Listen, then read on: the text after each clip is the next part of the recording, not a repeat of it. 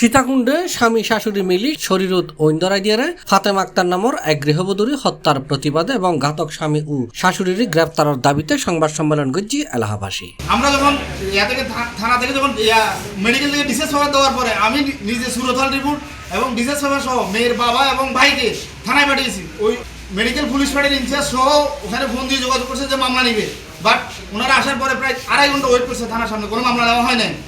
পরবর্তীতে ওনারা বাড়িতে চলে গেছে, ওনারা বলছে যে পরবর্তীতে মামলা নেওয়া হবে পোস্টমর্টম রিপোর্ট আসার পরে। তো পরবর্তীতে এর গতকালকে পর্যন্ত কোনো খবর ছিল না। গতকাল দুপুরের পরে আমরা যখন সংবাদ সম্মেলন এবং মানববন্ধনের কর্মসূচি ঘোষণা করি তখন থানা থেকে মাগরিবের পরে যোগাযোগ করা হয়। এর আগে কোনো সহায়তা থানা থেকে আমাদেরকে দেওয়া হয়। পরদিন সকালে ঘটনা করা পরদিন সকালে আপনার এসআই সাহেব ওই মেয়ের ভাইদেরকে নিয়ে ওই ঘটনাস্থলে যায়।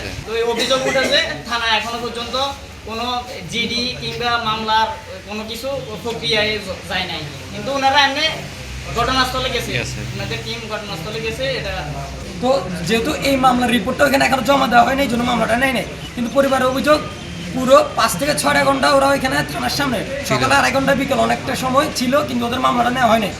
তো একটা মানুষ যদি মারা যায় তখন পুলিশের নিজ থেকে সহযোগিতাপূর্ণ আচরণ করা উচিত, এটা প্রশাসনের দায়িত্ব। কিন্তু তারা দায়িত্ব পালন না করে তাদেরকে হয়রানি করেছে।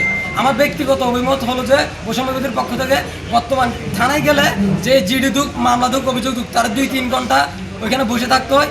এরকম হয়রানি কেন হয়? এরকম হয়রানি হওয়ার তো কোনো কথা নাই। কোনো মানুষ সে যখন অনেকটা বিপদে পড়ে ভিকটিম হয়ে যায় তখন সে থানায় যেতে বাধ্য হয়, তখন তারা সবাই সহযোগিতা করবে। সেখানে প্রশাসনের অসহযোগিতাপূর্ণ আচরণ কখনো কাম্য নয়। শনিবার সকাল 11টায় সীতাকুণ্ড প্রেস ক্লাবত এই সংবাদ সম্মেলনের আয়োজন করে উপজেলার 1 নম্বর সৈয়দপুর ইউনিয়নের বগাতসরের গ্রামবাসী। এর আগে সকাল 10টায় সীতাকুণ্ড মডেল থানার সামনে বৈষম্য বিরোধী ছাত্র আন্দোলন ও বগাতসর এলাহাবাসী এই মানববন্ধনের আয়োজন করে। সংবাদ সম্মেলনের লিখিত বক্তব্য পাঠ করছি আব্দুল্লাল জাকারিয়া। কিন্তু ফাতেমা কি এই কাজ করবে? তার ভাইয়েরা বলেছে ফাতেমা বিভিন্ন সময় স্বামীর মারধর সইতে না পেরে বাড়িতে চলে আসতো, আবার চলে যেত সন্তানদের জন্য শত নির্যাতন অত্যাচারের পরও ছেলেদের মুখের দিকে তাকিয়ে সংসার করে আসছে। সেই ফাতেমা নিজের শরীরে আগুন দিবে, এটা কখনো কল্পনা করা যায় না। থেকে ফাতেমার মরদেহ ময়নাতদন্তের জন্য মর্গে নেওয়া হয়, তখন থেকে মুসলিম আত্মগোপনে চলে যায়।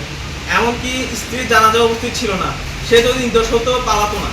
পাষণ্ড স্বামী মুসলিমকে আইনের আওতায় এনে জিজ্ঞাসাবাদ করে প্রকৃত ঘটনা উন্মোচন করতে। অত্যন্ত পরিতাপের সঙ্গে জানাচ্ছি যে 72 ঘন্টা পেরিয়ে গেলেও এখনো মামলা হয়নি।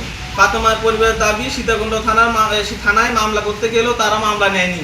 তবে শুক্রবার রাতে থানা থেকে ভুক্তভোগী পরিবারকে জানানো হয়েছে তারা মামলা নিবে। এর মধ্যে মুসলিম পালিয়ে গেছে। এই মর্মান্তিক ঘটনায় আমরা গভীরভাবে উদ্বিগ্ন। ফাতেমার মৃত্যুর কোনো নিছক পারিবারিক ঘটনা নয়, এটা একটি সামাজিক ব্যর্থতা।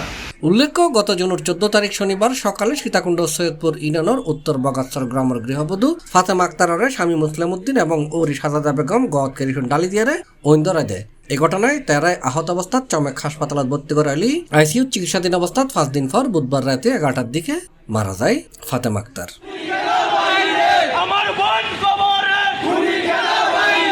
C+ TV, Chittagong.